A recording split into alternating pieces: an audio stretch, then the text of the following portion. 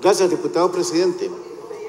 Si pudiéramos detener en el tiempo alguna imagen de los diputados y diputadas de la República, nos encontraríamos con una fotografía que año tras año se repite, sin saber a ciencia cierta los efectos, consecuencias y eficacia de este tipo de actos.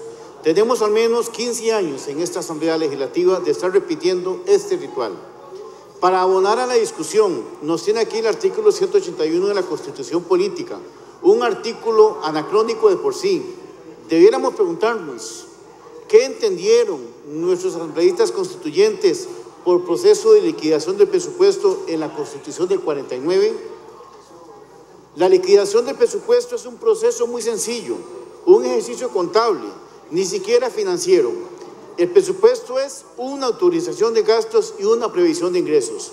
La liquidación del presupuesto verifica la ejecución tanto de los gastos autorizados como de los ingresos previstos y lo hace desde el punto de vista de las condiciones de ejecución financiera, jurídica y económica, si fuera del caso.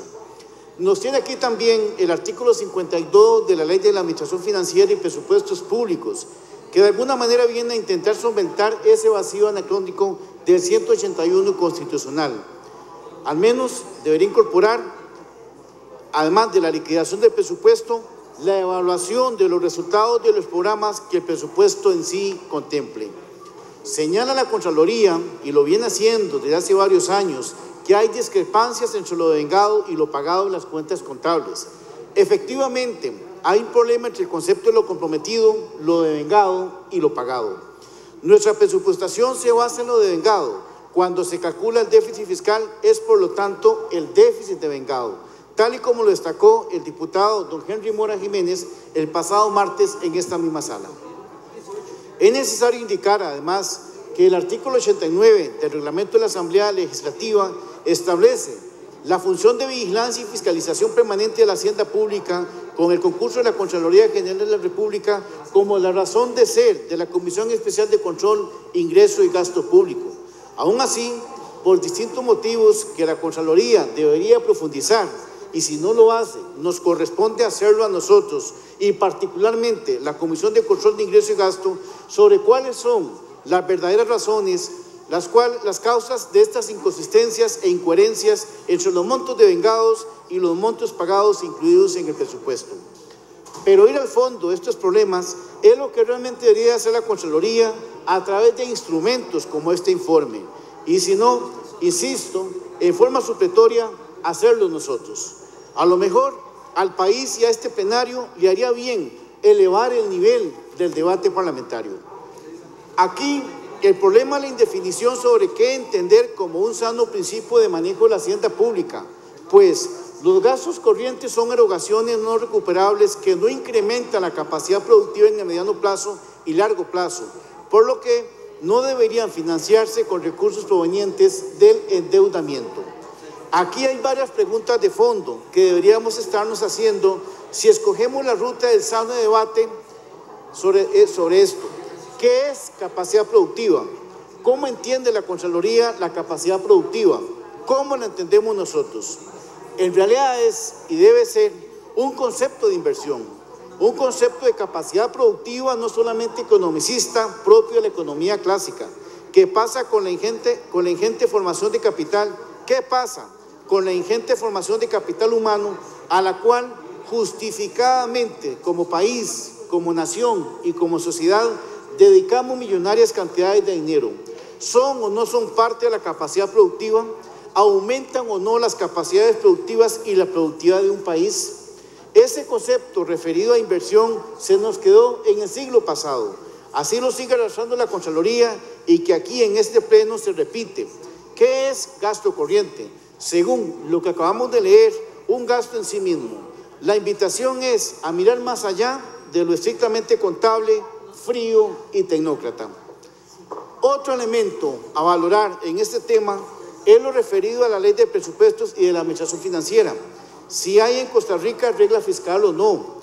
Coincido con el ilustre diputado Mora Jiménez que sí la hay, pues tenemos el artículo 6 de dicho cuerpo normativo, pero no se cumple y ya llevamos 20 años que no se cumple. De modo que debatiendo en torno a presupuesto y liquidaciones, la invitación es a profundizar y a decir no a más de lo mismo. Se nos invita a dar un salto de calidad, hay que profundizar, pero ¿están ustedes dispuestos a hacerlo, compañeras y compañeros? De cara a los electores y a la ciudadanía, es menester plantearnos dicha pregunta. Tras estas reflexiones y sobre el contenido del informe rendido por la Comisión de Control, Ingreso y Gasto Público, es recurrente y una y otra vez llegar a la necesidad de financiar los gastos corrientes con ingresos de capital, situación harto señalada como nociva e inconveniente. En esta ocasión, el monto de gasto corriente financiado con endeudamiento fue de 1.340.270 millones, equivalentes a 4 puntos del PIB. Llama la atención la Contraloría sobre la notable subejecución por institución. La mayor cantidad de recursos sin ejecutar corresponden al Servicio de la Deuda por 158.072 millones, al Ministerio de Educación Pública por 122.140 millones, al Ministerio de Seguridad por 26.629 millones, al Ministerio de Hacienda por 22.417 millones y al Ministerio de Obras Públicas y Transportes por 21.334 millones. Todas áreas muy sensibles en cuanto a incidencia en la vida de los ciudadanos y las ciudadanas. De manera que el ente Contralor no avala la liquidación de ingresos y gastos del presupuesto de la República del periodo 2015 por varias razones. La principal, insisto, es el incumplimiento del artículo 6 de la Ley de la Administración Financiera y de Presupuestos Públicos de la República, por cuanto los gastos corrientes superaron los ingresos corrientes en más de 1.134.270 millones de colones. También por la persistencia de debilidades significativas, como lo detectado en la partida de remuneraciones del Ministerio de Educación Pública, fallas que han sido reiteradamente expuestas en las memorias anuales de la Contraloría General de la República, toda vez que a pesar de la implementación del nuevo sistema Integra 2 y la recuperación de 2.345 millones de colones, persiste la concentración del proceso de la planilla y giras sumadas de más que alcanzaron los 4.462 millones, o sea, 6.7 más que en el 2014, cuyos tiempos de recuperación también son excesivos. Asimismo, la Contraloría no avala el informe de resultados físicos de los programas ejecutados del ejercicio económico 2015 por no incluir los elementos aplicativos para medir el costo unitario de los servicios y la eficiencia en el uso de los recursos, tal y como lo exige el artículo 52 de la Ley de la Administración Financiera y de los Presupuestos Públicos de la República, que dispone, entre otras cosas, lo que he señalado anteriormente. Martilla el ente Contralor sobre la ausencia de seguimiento y evaluación de los resultados, así como de vinculación de estos con asignaciones presupuestarias. La mayoría de los indicadores que contiene el informe, 69%, son de gestión y apenas una pequeña parte, 30.7%, son de resultados. Esto dificulta la evaluación e impide la integración entre los indicadores, condición necesaria para medir eficacia, eficiencia, calidad y economía. He de indicar además que la Contraloría de la República no avala el informe de los resultados de cumplimiento de los objetivos, metas, prioridades y acciones estratégicas del Plan Nacional de Desarrollo, pues se evidencian incumplimientos del artículo 52 de la Ley de la Administración Financiera, principalmente la no existencia de costos unitarios y la no medición de la eficiencia en el uso de los recursos, situación que tampoco se ha corregido en los últimos 15 años. Históricamente, esta situación se ha presentado por falta de capacidad de gestión por parte de las entidades, sobreestimación de partidas, gastos eventuales que se programaron y nunca ocurrieron, o lo más grave, por causa de una mala práctica en las instituciones que consiste en tomar el monto presupuestado del año anterior, agregarle la inflación y algún proyecto puntual sin revisar la capacidad real de ejecución ni la pertinencia del gasto. En otras palabras, la situación responde a la poca capacidad de gestión de las propias instituciones que no realizan una adecuada identificación de las necesidades ni de la asignación de los recursos requeridos para la consecución de los objetivos y metas que les corresponde, sino que muchas veces asumen una postura en la cual simplemente toman el monto presupuestado en el año anterior y para no arriesgarse con recortes ni esforzarse realizando el trabajo de identificación de las fallas, evaluación, seguimiento y corrección de las mismas, le adicionan elementos como inflación esperada y alguna ocurrencia del jerarca de turno.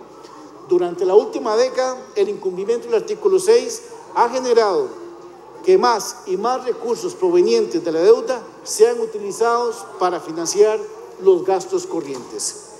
De modo que los ingresos corrientes no alcanzan para cubrir los gastos corrientes, producto de un crecimiento mucho mayor de la segunda partida respecto a la primera, como se desprende del análisis de los datos para el periodo 2006-2015. En ese lapso, los ingresos corrientes incrementaron de 1.637.788 a 4.180.154 millones para una variación del 155.23%, mientras los gastos corrientes crecieron de 1.654.337 millones a 5.314.424 millones para una variación del 221%. Ni en el informe de evaluación física del Ministerio de Hacienda, ni en el informe de evaluación del Plan Nacional de Desarrollo emitido por el Ministerio de Planificación se encuentran los elementos explicativos sobre la efectividad de los programas, el costo unitario de los servicios y la eficiencia en el uso de los recursos. Me detengo en el tema del sistema de pagos del MEP y salarios girados por más. Para este año, el órgano Contralor reconoce que se han tomado medidas adicionales para detener la problemática, como lo son el establecimiento de tope máximo de elecciones pagadas por funcionario y por centro educativo, el desarrollo de conexiones con el Tribunal Supremo de Elecciones y la Caja Costarricense de Seguro Social para registrar oportunamente los decesos o incapacidades de funcionarios y la documentación de los recargos salariales que se está pagando al personal para llevar un mejor control. Asimismo, el MEP continuó con las acciones pertinentes para recuperar las sumas pagadas de más, lo cual permitió el reembolso de 2.345 millones en el 2015. Sin embargo, persiste el problema de la desconcentración en el registro de los movimientos de personal que afectan la planilla salarial del MEP, que provoca que esto no sea de inmediato dicha recuperación. Se detectó también que algunos nombramientos se realizan con base en estimaciones de matrícula que, cuando no son alcanzadas, generan giros improcedentes a personas que no impartieron lecciones. En ese contexto, y pese a los esfuerzos, el 2015 cerró con 4.462 millones pagados de más, lo que representa un incremento del 6.65% respecto al año anterior, lo cual demuestra que falta camino por recorrer para solucionar satisfactoriamente dicha situación. Este diputado, al igual que el resto de la fracción del Partido de Acción Ciudadana, suscribirá la recomendación que ha emitido el dictamen de la Comisión de Control de Ingresos y Gasto Público para que se vote en forma negativa la liquidación enviada por las instancias correspondientes. Gracias, diputado presidente.